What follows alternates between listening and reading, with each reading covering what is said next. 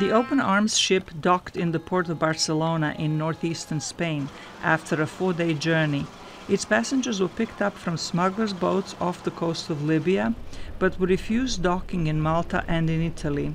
The rescuers say that Malta and Italy now deny docking to vessels used by non-governmental groups, and as a result, many people die at the sea. We managed to rescue 60 migrants. Unfortunately, almost 500 other people have died in the last 4 days trying to cross from Libya to Europe. European coastal countries have been criticized for refusing to allow migrants to disembark. Look, during these last 6 months, 50,000 people have arrived in Europe from North Africa through the Mediterranean Sea. Aren't we, 500 million Europeans, capable of managing the arrival of 50,000 people? The borders, and this trip is a good example, the borders we have in Europe are not Greek or Italian or Spanish borders, they are European borders. But the waves of migrants from Africa may not stop for decades, and many Europeans are concerned about the burden they pose. Anti-immigrant movements are on the rise, and some countries refuse to accept any migrants. German Chancellor Angela Merkel said in an interview aired Sunday that the so-called frontline states need help processing the migrants. Die Transitzentren haben eine Begrenzung.